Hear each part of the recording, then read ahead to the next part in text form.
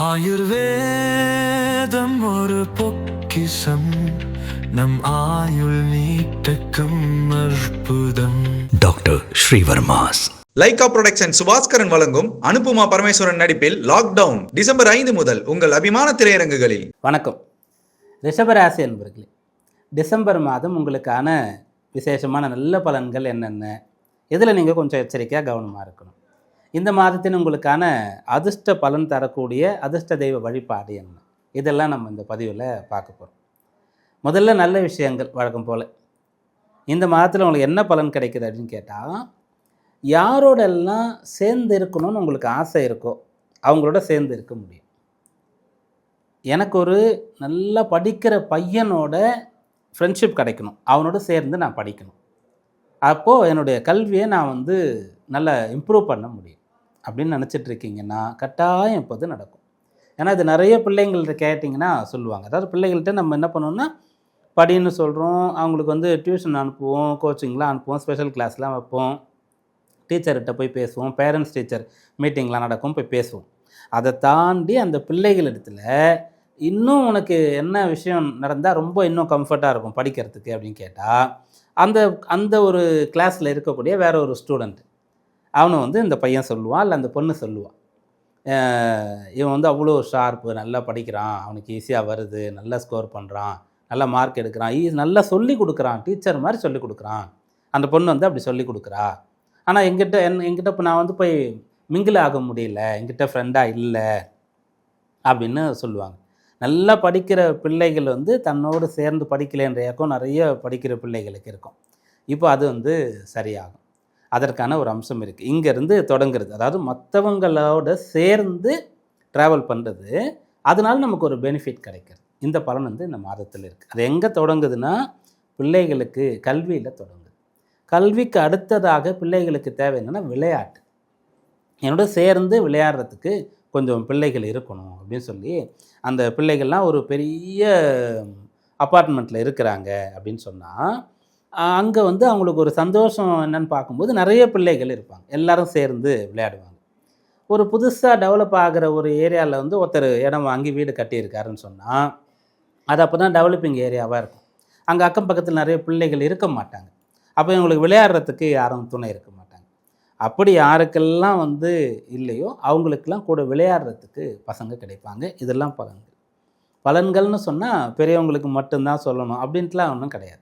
இந்த மாதத்தில் என்ன பலன் இருக்கோ அதை நம்ம சொல்கிறோம்.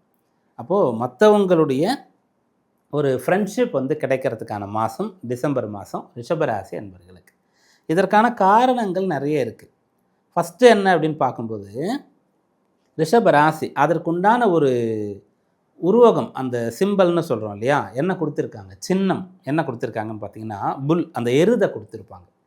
எருதுன்னு சொல்லும்போது ஒரே ஒரு எருது பூட்டிய ஒரு வண்டி இருக்கும். அது ரொம்ப கஷ்டப்பட்டு அந்த வண்டியினுடைய சுமை, அதில் ஏற்றப்படக்கூடிய பாரத்தை எடுத்துகிட்டு போகும், கஷ்டமாக இருக்கும். ஆனால் 2 எருதுகள் பூட்டப்பட்ட அந்த வண்டி இருக்கும் இல்லையா, அதில் கொஞ்சம் அது ரெண்டும் பேலன்ஸ் பண்ணிடும். வெயிட்டை ஒரே ஹைட்டாக இருக்கிற மாதிரி ஒரே வெயிட்டில் நல்ல ஒரே மாதிரி ஒரு வயது பலம் இருக்கக்கூடிய எருதுகளை தான் பூட்டுவாங்க அந்த வண்டியில். அப்போ என்னென்னா அது கொஞ்சம் கஷ்டப்படாமல் அந்த வண்டியை அது எடுத்துகிட்டு போகும்.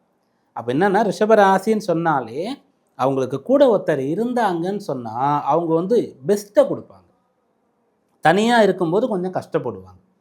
பொதுவாக ரிஷபராசியில் இருக்கக்கூடியவர்களால் தனியாக அமைதியாக காமாக அப்படியே இருக்கிறதுன்றது ரொம்ப கஷ்டம். அவங்களுக்கு கடகடன்னு சரளமாக நல்லா பேசணும், எல்லாரோடையும் மிங்கிள் ஆகணும் அப்படின்ற ஒரு விருப்பம் ரிஷபராசியில் இருக்கக்கூடியவர்களுக்கு இருக்கும். அப்படிப்பட்டவர்களுக்கெல்லாம் இது போல் நபர்கள் கிடைப்பாங்க. இந்த ஏக்கமே தீரும். நிறைய பேருக்கு ஒரு ஏக்கம் இருக்கும். புதுசாக ஒரு இடத்துல போய் வேலைக்கு சேர்ந்துருப்பாங்க. அங்கே ஆல்ரெடி ரொம்ப வருஷமாக வேலை பண்ணுறவங்க எல்லாம் ரொம்ப ஒருத்தரோட ஒருத்தர் மிங்கிள் ஆகிருப்பாங்க. அப்படியே ஒரு குடும்ப ஃபேமிலி ஃப்ரெண்ட்ஸ் அளவுக்கு அவங்க இருப்பாங்க. புதுசாக போனவங்க அவ்வளோ சீக்கிரம் அங்கே போய் அவங்களோட செட் ஆக முடியாது. அது கூட பரவாயில்ல, வெளிநாடுலாம் போயிருப்பீங்க நிறைய ரிஷபராசியில் இருக்கக்கூடியவங்க. அங்கே உங்களுக்குன்னு பேசுகிறதுக்கு, உங்களோட பழகிறதுக்கு யாரும் ஆள் கிடைக்க மாட்டாங்க. அதெல்லாம் இந்த மாதத்தில் கிடைக்கும். இதே இன்னொரு விதத்தில் நம்ம எடுத்து பார்க்குறோன்னா, ரிஷபராசியில் இருக்கக்கூடிய மனவயது அன்பர்களுக்கு இப்போ வாழ்க்கை துணை அமையும். அதற்கான அம்சம் இருக்கிறது. உங்களுடைய ராசிக்கு 7ஆம் பாவம்னு சொல்லக்கூடிய கலத்திர பாவத்தில் நிறைய கிரகங்கள் 4 கிரகங்களுடைய தொடர்பு வந்து இந்த மாதத்தில் ஏற்படுகிறது. மாதம் தொடங்கும் போது அங்கே சூரியன், செவ்வாய், சுக்கிரன் இவங்கெல்லாம் இருக்கிறாங்க. அப்புறம் புதன் அந்த இடத்துக்கு வரப்போகிறார்.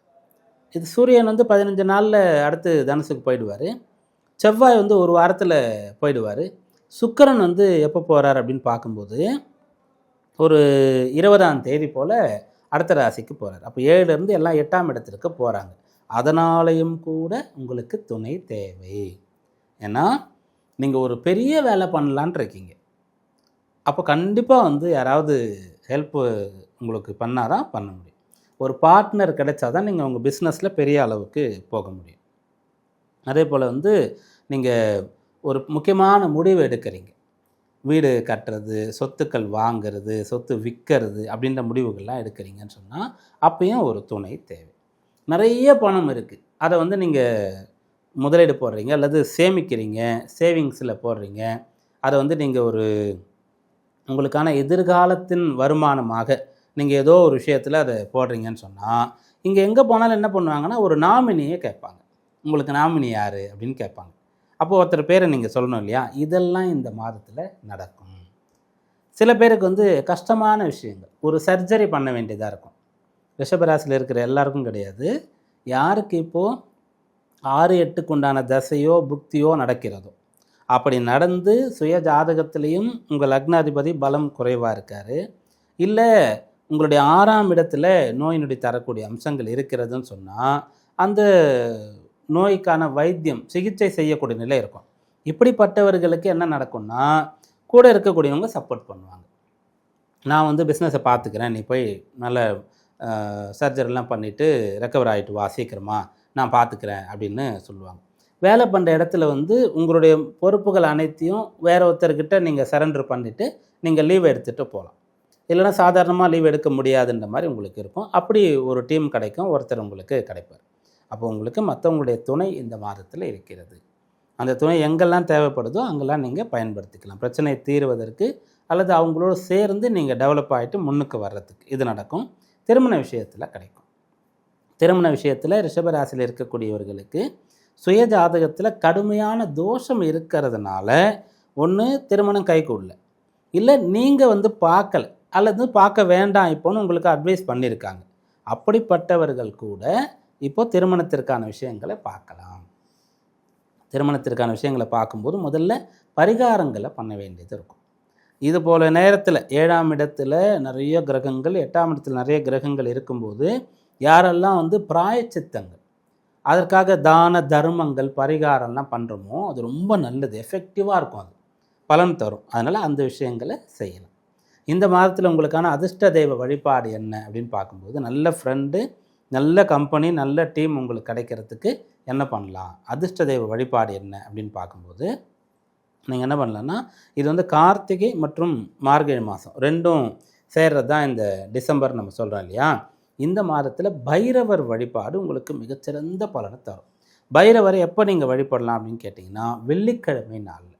வெள்ளிக்கிழமை நாளில் எந்த நேரத்தில்னு கேட்டால் சரியாக வந்து கோயில் நடை சாத்துகிற நேரத்தில், நடை சாத்தும் போது போய் டிஸ்டர்ப் பண்ணி நீங்கள் வந்து கொஞ்ச நேரம் இருங்க அப்படி சொல்லக்கூடாது. அவங்க சாத்துகிற நேரத்துக்கு ஒரு அரை மணி நேரத்துக்கு முன்னாடியே நீங்கள் அங்கே இருந்து போய் வழிபாடு செய்யணும். அதுபோல் உச்சி காலம்னு இதை நம்ம சொல்லுவோம். இது வந்து ரொம்ப விசேஷமானது. வெள்ளிக்கிழமை நாளில் மத்தியானம் ஒரு 11 மணி 11:30 மணி, பெரிய கோவில் 12 மணி வரைக்கும் நடை திறக்கும் அப்படின்னு சொன்னாங்க. இல்லை கொஞ்சம் சீக்கிரமாக நடை சாத்துற மாதிரி காலைல ரொம்ப சீக்கிரம் திறக்கிறாங்கன்னா இன்னும் கொஞ்சம் முன்னாடியே அந்த மத்தியான நேரத்தை நோக்கி, உச்சிக்காலத்தை நோக்கி நீங்கள் வந்து வெள்ளிக்கிழமையில் பைரவர் வழிபாடு செய்தீர்கள் என்றால் டிசம்பர் மாதம் உங்களுக்கு சாதகமாக அமையும்.